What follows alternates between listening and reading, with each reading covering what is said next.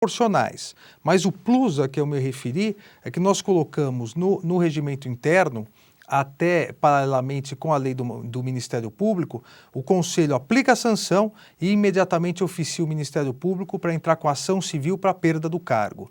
Nós não podemos concordar que um magistrado corrupto se aposente com vencimentos proporcionais ou fique em disponibilidade com vencimentos proporcionais. Ele será afastado enquanto corre a ação, terá os vencimentos proporcionais até que se decrete a perda do cargo. Doutor Alexandre, o que o Conselho pensa a respeito da súmula vinculante? Resumidamente. Eu vou dizer o que eu penso, o Conselho não se manifestou ainda em relação a isso. Eu sou a favor da súmula vinculante, acho que a súmula vinculante, se bem utilizada, vai garantir uma maior segurança jurídica e garantir o princípio da igualdade. E dou um rápido exemplo, às vezes o Supremo decide que uma atitude do INSS é inconstitucional de não pagar um benefício e só as pessoas que têm acesso ao judiciário conseguem isso. A súmula vai democratizar as decisões do Supremo. O único perigo é que o Supremo Tribunal Federal, o único perigo que nós corremos é que a súmula do Supremo não pode ser muito genérica, tem que ser absolutamente específica, como os precedentes norte-americanos, os precedentes britânicos, ou seja, é uma súmula bem descrita que só valha para aquele determinado caso. Bem clara, bem específica mesmo. Clara e específica, porque senão nós estaremos permitindo ao Supremo legislar, e não é essa a intenção. Doutor Alexandre, recentemente, um advogado no Rio Grande do Sul não pôde prestar um concurso à magistratura por apresentar uma deficiência física, é cego. Como é que o Conselho vê essa questão, já que a Constituição Federal garante? Nenhum caso chegou até o Conselho em relação a isso, mas eu acredito que não possa haver, e é o posicionamento do Supremo Tribunal Federal, não possa haver nenhuma distinção, nenhuma diferenciação arbitrária quando a eventual deficiência ou característica da pessoa não prejudicar o exercício da função. Nós temos, por exemplo, na USP, aqui na São Francisco, um professor deficiente visual. Os trabalhos intelectuais podem ser realizados por deficientes visuais. O Ministério Público aqui do Estado de São Paulo, já há alguns concursos, vem realizando para os deficientes visuais a primeira fase, a segunda fase, desde que eles passem em braille. Eu entendo que, no caso de concursos que exijam uma capacidade mental, uma capacidade jurídica, essa deficiência não impede que a pessoa possa prestar. É diferente, logicamente, de um concurso público para bombeiro. Sim. Logicamente, aí precisaria da visão, mas alguém pode estudar, alguém pode ter total capacidade intelectual mesmo sendo deficiente. Eu acho que isso é uma discriminação que deve ser afastada totalmente, principalmente por aqueles que têm o dever de defender os direitos fundamentais, que são os magistrados. E certamente o Conselho atuará nesse sentido futuramente. Futuramente deve ingressar algo nesse sentido. Mas, professor, diz aqui, tem uma frase de Oscar Wilde que eu gostaria de ler para o senhor. É o seguinte, ela diz o seguinte: certas criaturas têm a mania de dar bons conselhos, precisando tanto deles para si. É o que eu chamo de cúmulo da generosidade.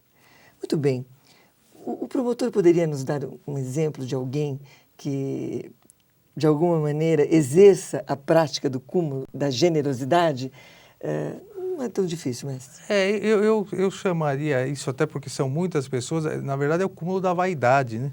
A pessoa precisa mais do conselho do que dá, e até um ditado popular de que se conselho fosse bom se venderia, né? Não se daria. Eu sendo conselheiro é até complicado brincar com isso, mas há inúmeras pessoas, e eu pego até numa questão política hoje, nós temos hoje, lamentavelmente, né, um partido político que sempre deu conselhos em relação à dignidade, à honestidade, e fazendo exatamente o contrário do que sempre pregou.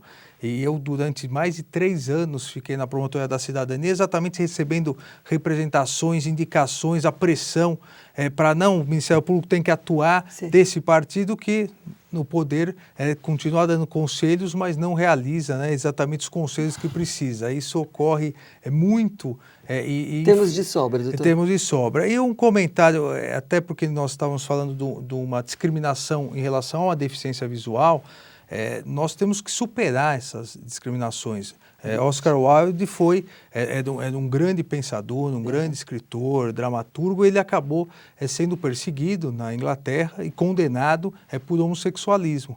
É o que mostra que, de tempos em tempos, né, nós temos que parar um pouco, pensar, olhar para trás e verificar quanta coisa errada, injusta foi feita por pessoas apresentarem opções, no caso, opções sexuais, opções religiosas, e as pessoas acabam sendo prejudicadas por serem diferentes. Acho que esse novo século, a ideia maior é de inclusão. Inclusão é dos diferentes. As pessoas são diferentes, o mundo é diferente. Então nós temos que saber conviver com as diferenças.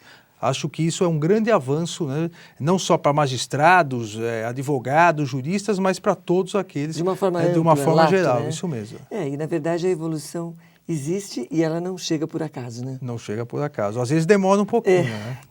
Bom, tirando o excesso da generosidade, né? Eu acho que ela acaba chegando. Doutor Alexandre, infelizmente nosso tempo está esgotado. Pena que o tempo seja pouco, mas enfim, desejamos aí sucesso no seu mandato, no Conselho Nacional de Justiça. É mandato, não é? Isso, 2 anos de mandato. 2 anos de mandato.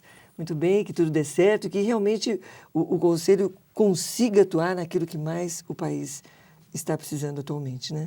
Todos os sentidos. Eu tenho absoluta certeza que com erros e acertos, como qualquer órgão público ou qualquer órgão, o Conselho vai poder contribuir. Só o fato dessa discussão, dessa nossa conversa, dos meios de comunicação se preocuparem com isso, mostra que foi importante a criação do Conselho. E alguns casos já julgados, como o fim do nepotismo, promoções para magistrados, voto aberto, não mais secreto, mostra que o Conselho, com essa composição plural, com essa composição legítima que a Constituição deu, veio para dar uma arejada no mundo jurídico. Eu não diria nem só no Poder Judiciário, no mundo jurídico, porque também os advogados vão passar a entender mais o judiciário por dentro, verificando as dificuldades dos magistrados. Muito bem.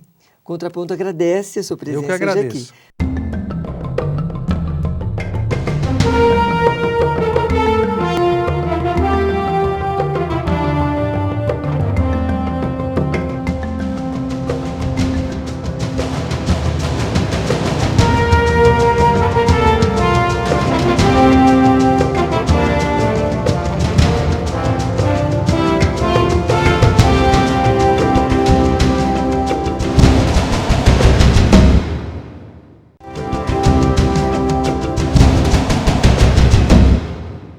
Então, eu já me despeço aqui de vocês, esperando na próxima quinta-feira contar com a sua audiência. Boa noite e até lá.